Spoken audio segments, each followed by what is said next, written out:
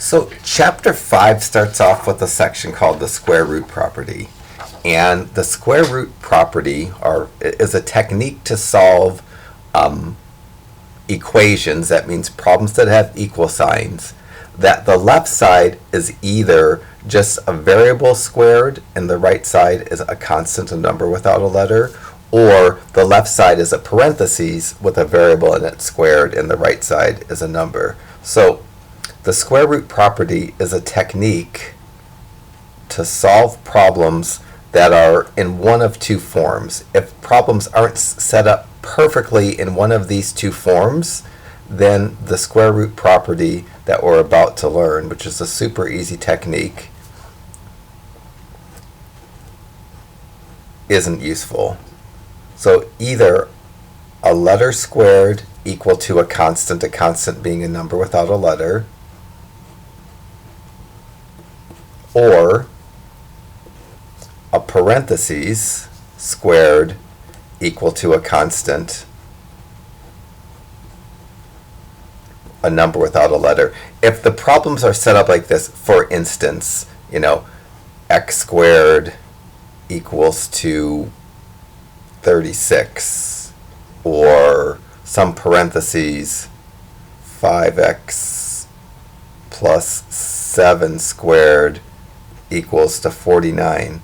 If it's not one of these two situations, that the left side is just a single letter squared, the right side is a number without a letter, or the left side is a single parenthesis squared, the right side is a number without a letter, then the technique for the square that we're going to learn isn't applicable. There's other ways to solve. And equations of this type, equations that can be solved by the square root property, what they have in common is the highest exponent is either an x squared in the given problem, or if you cleared the parentheses, the highest exponent would be an x squared. And these types of problems that can be solved with the square root property, I'm going to expect two solutions. That's somewhere in the fundamental theorem of algebra. Basically says if you have a problem that has an equal sign and the highest exponent is an x squared, that you should expect exactly two solutions. I actually can't get more than two solutions to these.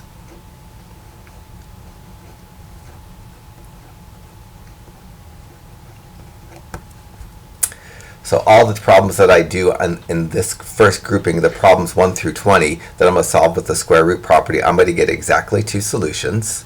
And it's going to be pretty easy to solve using the square root property.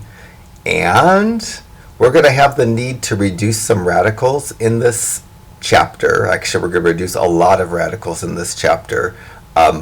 So when we get into the homework, I'm just going to reduce the radicals using my calculator.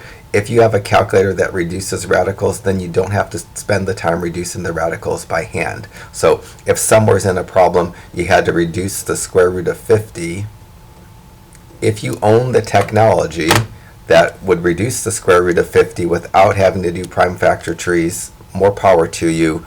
You're more than welcome to use your technology for this test and this entire chapter to reduce the radicals. If you don't own the technology, then you can do the prime factor trees. The prime factor way to reduce this would be like 50 is 5 times 10, 10 is 2 times 5, 50 is 2 times 5 times 5. The pair of 5s go in front of the radical. The single 2 goes under the radical. I'm not going to reteach that. I'm going to assume that you know how to do it or you're using the technology to do it. So absolutely, anytime you have to reduce a radical in this chapter, you're more than welcome to use technology. So let me start the problems and show you how to use the square root property for the simplest kind of problem. So the square root property, hence the name square root, asks me to solve problems by square rooting both sides. So if a problem is set up with a letter squared equal to a constant or a parenthesis squared equal to a constant, these are set up to solve with the square root property. And to solve with the square root property, I square root the side that has the square, and I plus or minus square root the side that has the constant, the number without the letter. that plus or minus is a way to get me two solutions.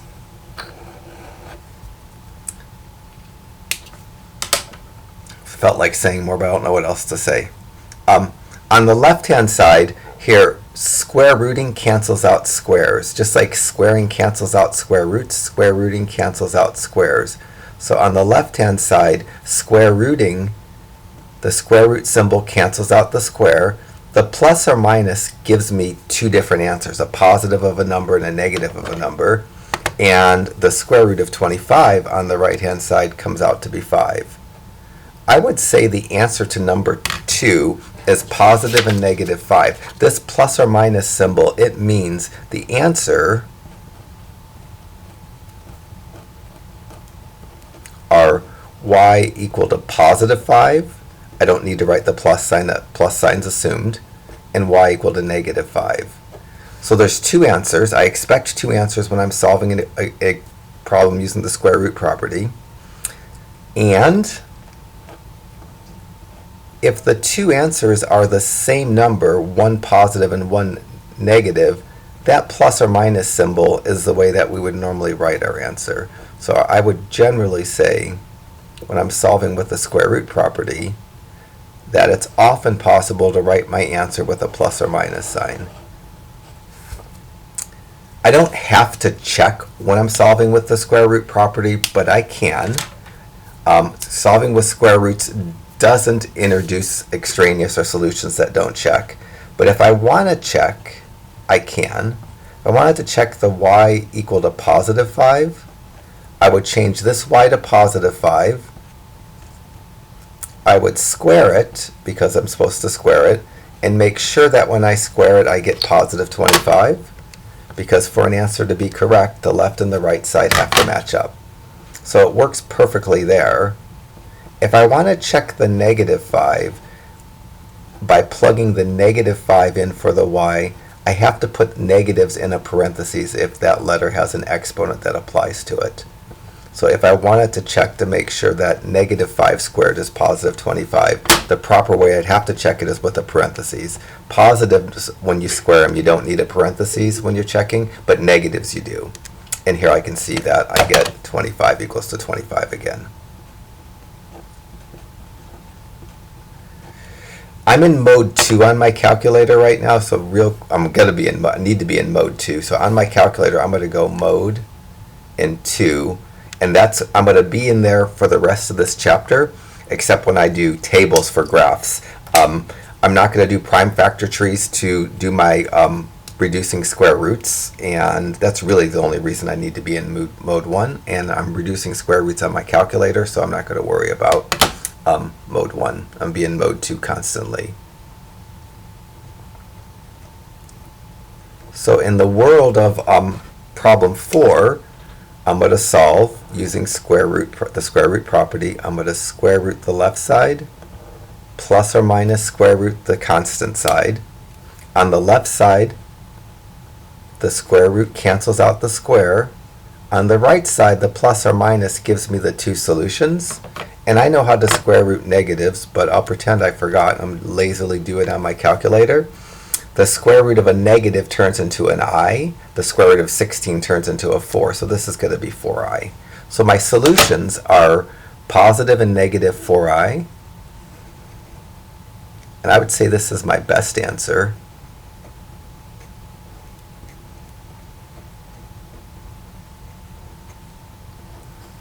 For problem 4. An okay answer would be a equal to positive 4i and a equal to negative 4i. It's optional, but for all these I can check. I don't have to check any of these.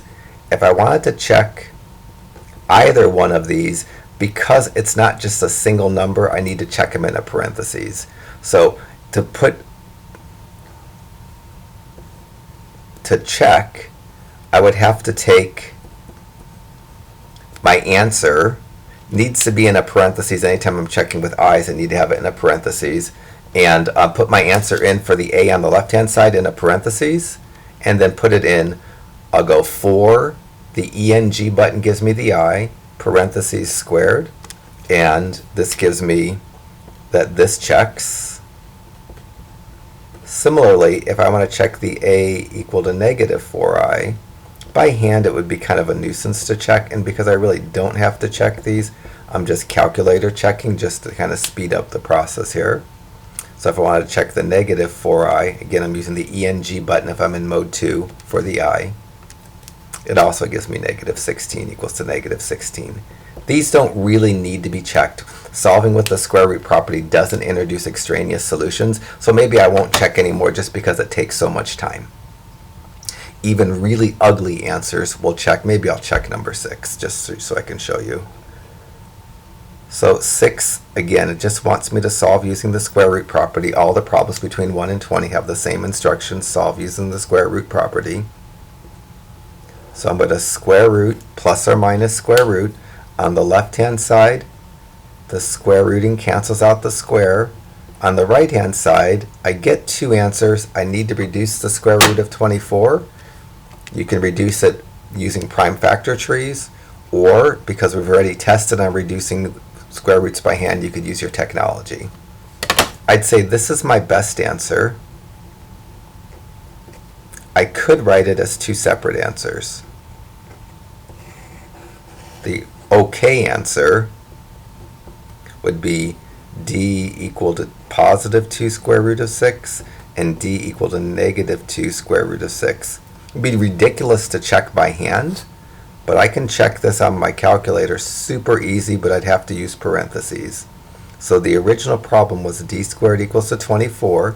If I want to check the d equal to positive 2 square root of 6,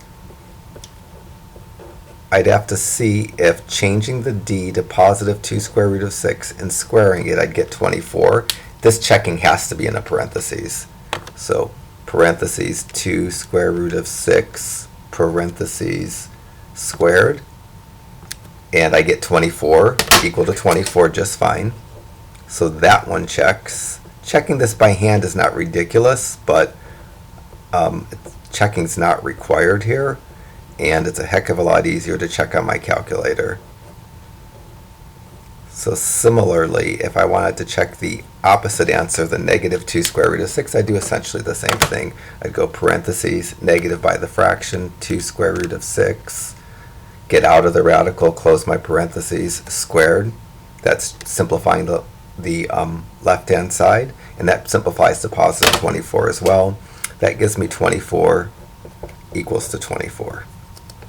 So maybe I won't check anymore just because it takes so much time, and I don't have to check these. Solving with the square root property doesn't introduce extraneous solutions. So problems 1 through 8 are the kind of problems that I'm solving with the square root property that don't have parentheses. Once we get beyond number 8, we're going to be solving problems that have the square root, using the square root property that have the parentheses. These problems are a bit trickier, and in these problems I'm not always going to have a plus or minus in my answer, and I need to explain that better.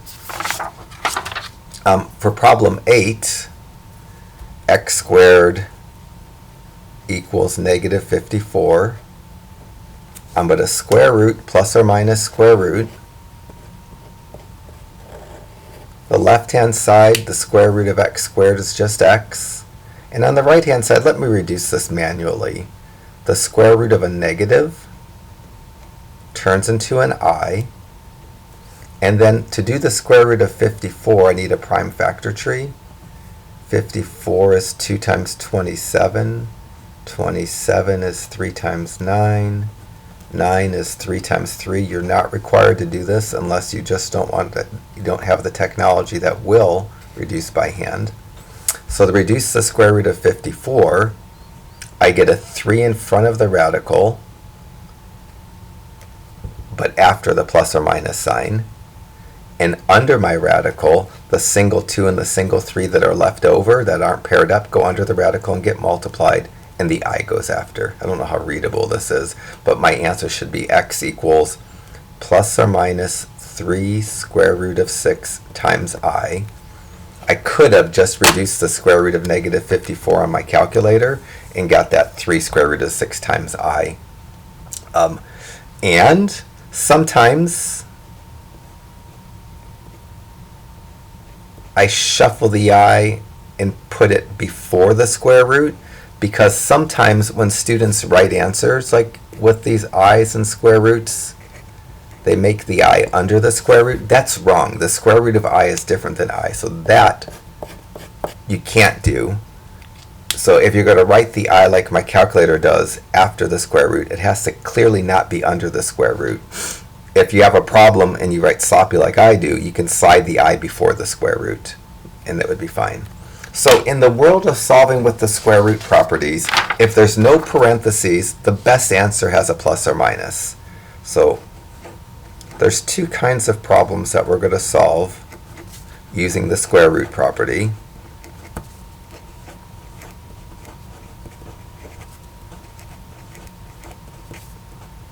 And the first kind that we just did is no parentheses.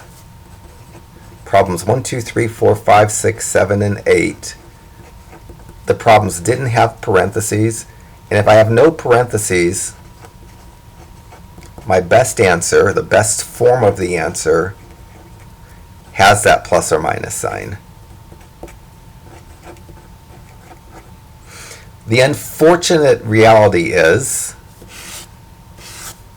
once we get to the parentheses problems, sometimes my best answer will have a plus or minus sign, and other times it won't. So in the world of the parentheses problems, there's kind of two subcategories. When I go to reduce, if the right side simplifies and it has an I or a square root, or both an I and a square root, if that happens when the parentheses problems, then my best answer has a plus or minus sign.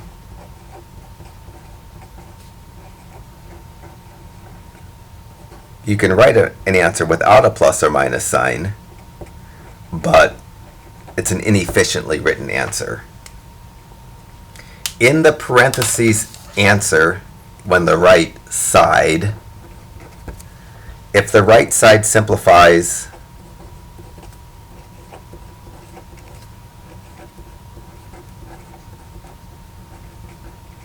and it has no I nor a square root, the best answer doesn't have a plus or minus sign. That's evil.